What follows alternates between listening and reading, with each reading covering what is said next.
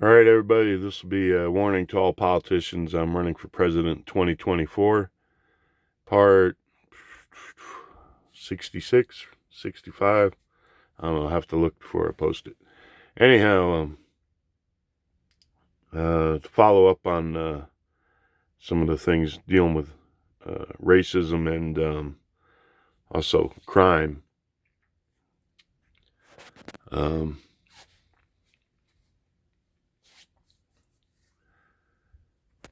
like right now, if um, well, first let me say I was watching some things about these Antifa protests, and one guy was questioning them about some stuff, and one of the things was crime. And this girl um, was like, "Well, poverty." What else did she say? I forget what else she said. She said like three things cause crime, and it's like, really? Uh, well, for one, poverty is no excuse for crime. It's an insult to poor people around the whole world who've never stolen a thing, never thought about hurting anybody, who lived honest lives, eking out a living, a meager living in, real poverty.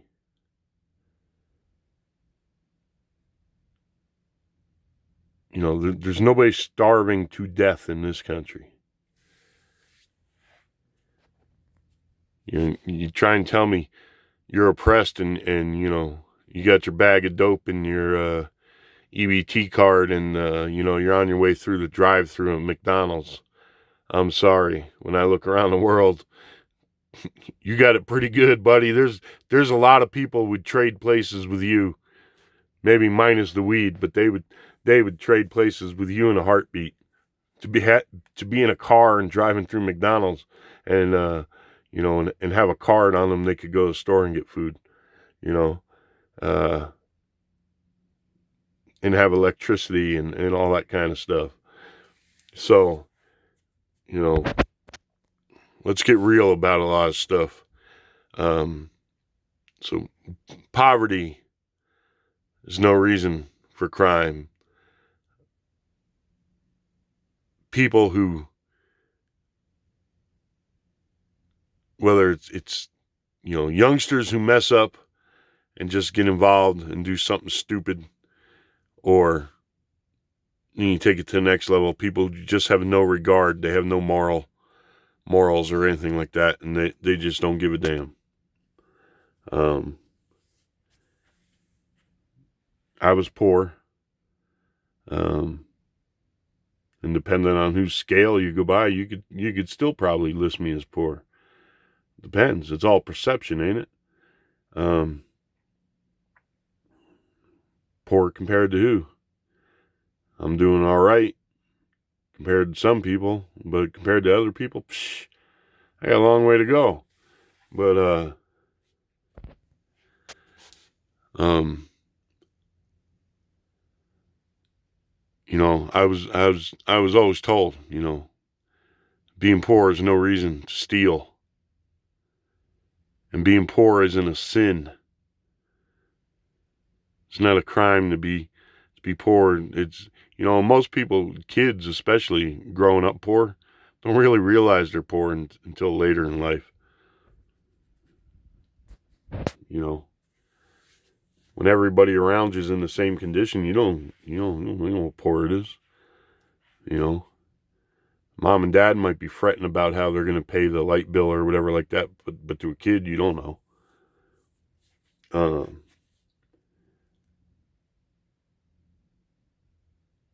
so just got to get rid of that fallacy and the fallacy that all the cops are racist and this and that. And like I said before, I got no more tears for criminals. What the cop did was wrong up there in Minneapolis. Uh, they had George Floyd was subdued. They had no reason to uh, keep pressure on him like that. Um, and there's conflicting autopsy stuff because they got another independent one, but the one said he had drugs in his system and all this and everything, and whether the whole commotion was enough to cause him to die, or if it was that cop on him, or because actually from the video, yeah, he's got his knee down there on him, but is he putting his weight on it? I don't know. And I'm not trying to make excuses. I'm just saying it's, maybe he didn't think he was pushing on his neck that hard or anything. But then again, you look at it other times and it looks like he had a look on his face like he was possessed or something. So, but I guess all that kind of stuff will come out. But the point, sorry, I didn't mean to get off track there. The point is, right now, if, the cops found the people who shot up Chicago and killed that little boy and those other kids, and they put them in a chokehold or something, or roughed them up, or even if they killed them, I wouldn't care.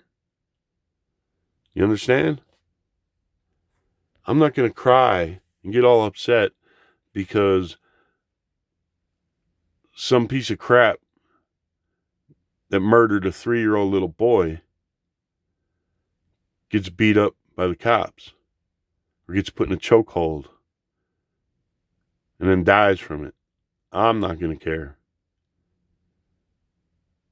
Just don't anymore. Seeing how these people have no regard for other human life. Why the hell should I give a shit, what happens to them? Why?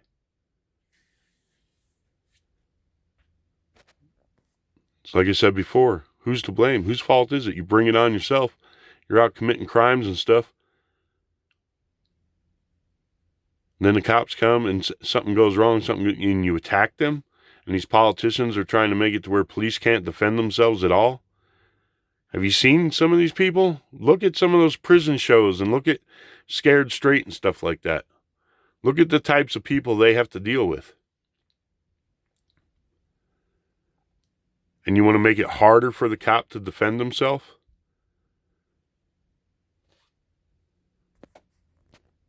I'm sorry, there's no way, if you've ever been involved in a fight, especially a fight like that where you don't know if that person's going to kill you, are you going to stop and think, if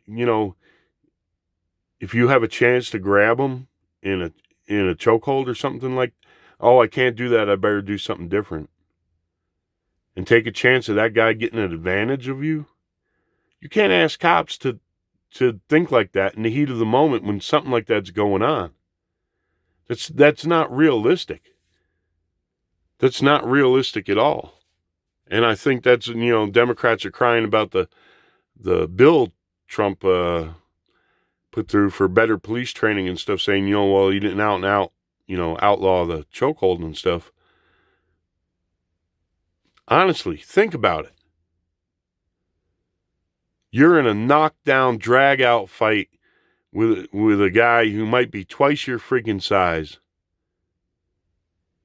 Well, not twice, because a lot of cops are pretty good size themselves, but might be bigger and stronger than you. Might want to kill you. Might want to take your weapon and kill you. See, that's, it's not a boxing match. You can't, there's no referee there.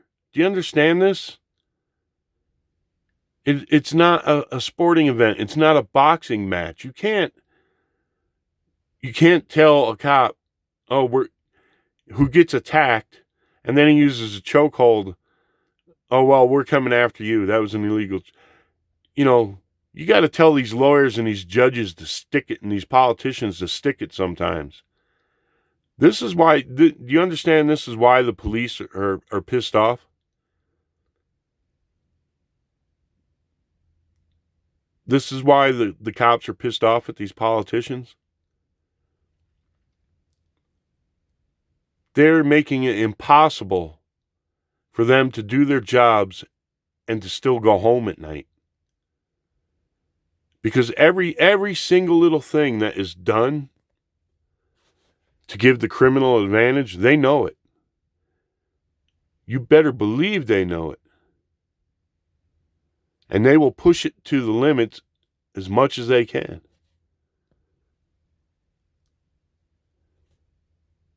See, the criminal or the person resisting arrest doesn't have to play by a freaking rule book. Do you understand that? And you're telling the cop he's got to play by a rule book. Can you comprehend that at all? It's not a boxing match. The person on the other end that's not playing by the rule book could be a very violent person. Could be whacked out on drugs. Could have a mental problem. Could be psychotic. What the hell do you want the police to do? Do you can people out there understand now this is why the cops are mad and these union reps and everything are mad at these politicians? And they're getting the blue flu?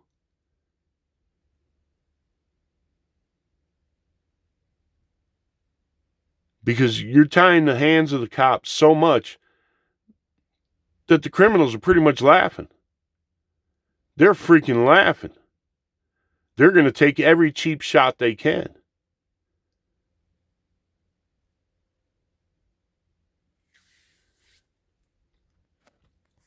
You can't give a rule book to one person to have to try and obey in something like that where their life is on the line when the other person doesn't play by a rule book. Why don't you pass a bill that tells all criminals, hey, you can't resist arrest and attack the police? How about that? Why don't you put that out there loud and strong? See if they play by your rules. So I'm going to bring that up about that. And then the other thing about racism and people like Farrakhan and everything, and even the Democratic Party. When these politicians talk, now when I talk to somebody, I meet somebody and they're black or Mexican or whatever and stuff, I don't think, hey, this person's a minority. How are you, Mr. Minority? I see another guy. That's it. Just another guy living here in America doing a job.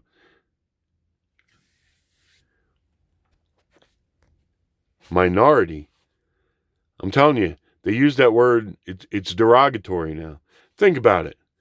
I bet you, I'm willing to bet you, if you listen to these politicians, the way they use the word minorities, they're talking about you like you're a lower class. You understand that? White supremacists don't have to do anything.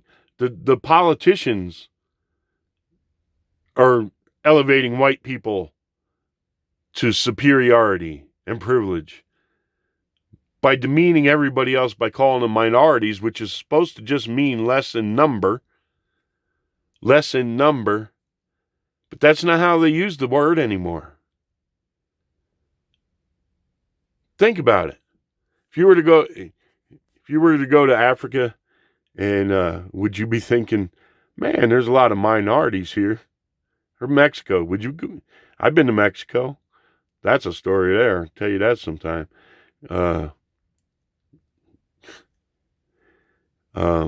Anyhow, been to Mexico. I didn't think, man, there's a shitload of minorities down here.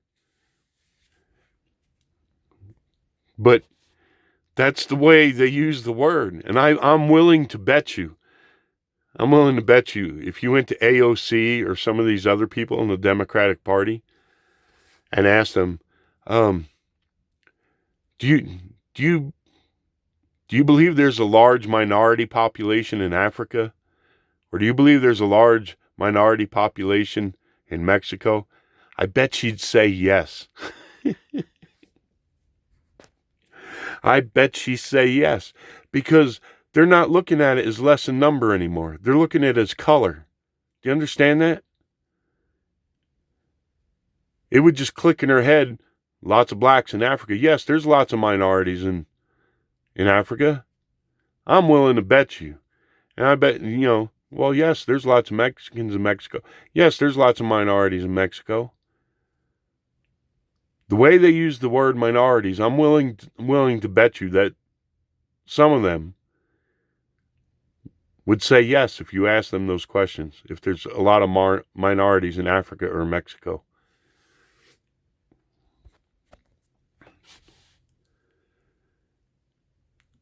See what I'm saying? They want to perpetuate this stuff forever. Forever. We got to move on. It's 2020.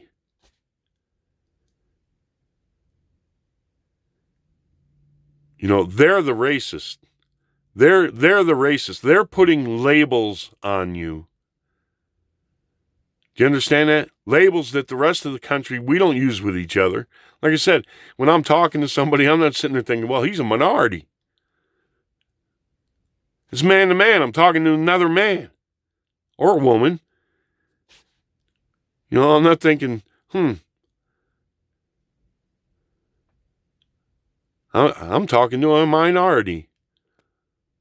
Do you think that way? Let me. If you're Mexican and you're talking to a black dude, do you think, man, I'm talking to another minority? Or if you're black, you're talking to Mexican, do you think that way?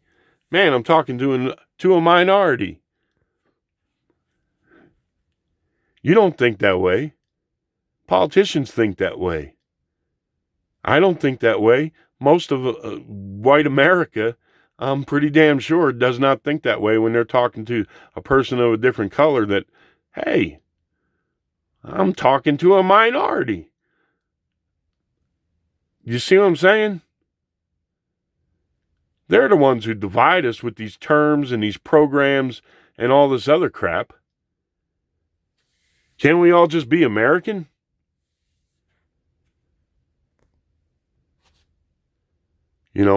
I know, there's Italian Americans and Irish Americans and everyone's proud of their heritage and stuff. But the way it's used in the black community is, and like guys my age, most of the black guys I know never told me I had to call them African American. I'm white, they're black. I had no problem with them saying I'm white. They had no problem with me saying, they're black. Then all of a sudden, you got to call somebody African American. There's a lot of Mexicans who are born in this country. If you call them Mexican, even though their heritage is Mexican, they'll tell you, no, they're American. They were born here. They're American. Mexicans are people who are born in Mexico. Do you understand that? There's a lot of black folks in this country who say, I ain't African, I'm American. So what's with these labels? You can be a black American, an American, and still have some things of African culture in your place, and not walk around expecting people to call you African American. Irish people might have things of their Irish heritage or in restaurants or bars, Italians and stuff.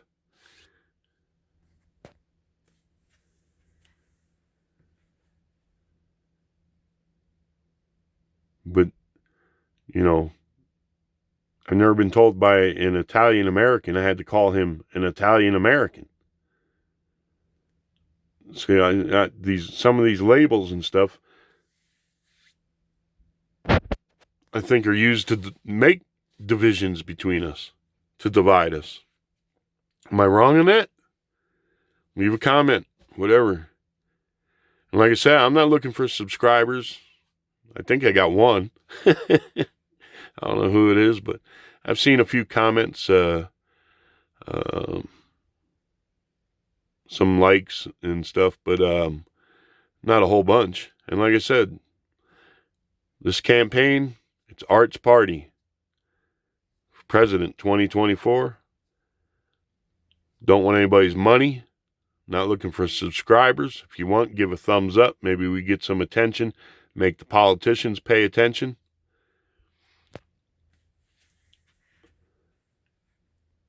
Maybe get some ideas out there. But, I don't want anybody's money, donations, volunteers, no anything like that. I'm sick of the three-ring circus just for people they spend more time worrying about getting elected or reelected. Well, I guess they'd have to get elected first. So reelected than taking care of the country's problems. So I think we should look at terms and term limits. And I think we should also look at, how many senators and Congress people there should be. I know it goes by population and stuff like that. But honest to God, the way this country keeps growing, how much bigger are they going to have to make the Capitol building to fit all these people up there? How many of them do we really need? See what I'm saying? There's a certain point we're going to have to go, wait a minute, maybe we ought to adjust those numbers. So that's a good thing about the Founding Fathers. They left it to where we could amend the Constitution. So anyhow, I wanted to get that out there. What the hell else was there? I was thinking about something else. I'm sure I'll think of it. If I think of it, I'll put it up on a different one. Gonna turn it in now. And wish you all the best out there. God bless. Pray we can all come through this with some sanity and end all the rioting and looting and the craziness and the lying and come to an understanding, especially about the police. You need the police. Sorry, you're just not going to have any sort of form of law and order or government without a way to enforce it. All right, human nature is not that evolved yet.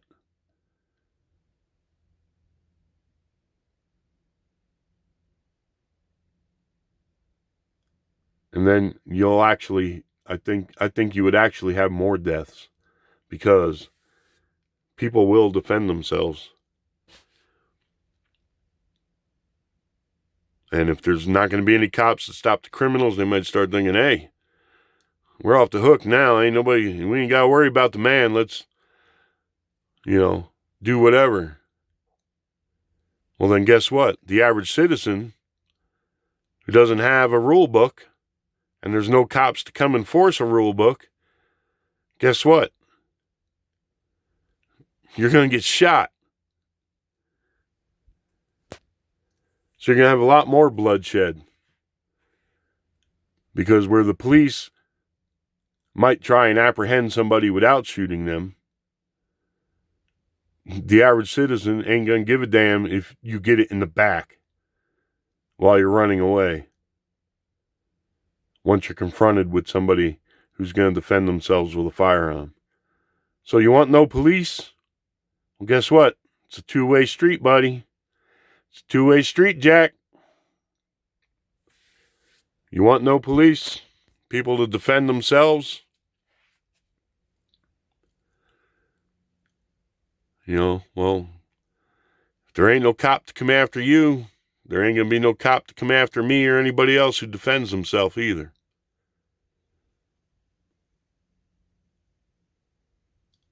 So, I don't know what lunacy is going through their heads, even placating these absolutely ludicrous ideas. And why they're even giving these people the time of day up there in Seattle. We're going to clear them out of there. And then you see somebody, they're negotiating. Negotiating what? You're either in authority or you're not in authority. Your duty up there as a politician is to all of Seattle, not the mob in Chad or Chop or whatever the hell it is.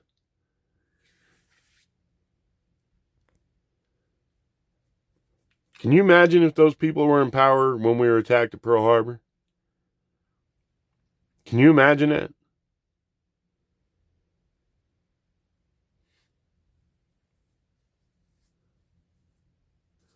Anyway, I wish you all the best out there. Be safe out there. Pray for some sanity and a better future for all our children, and guidance. Always ask for guidance from your Maker. It's the number one thing you could pray for. So, wish you all the best out there. Adios.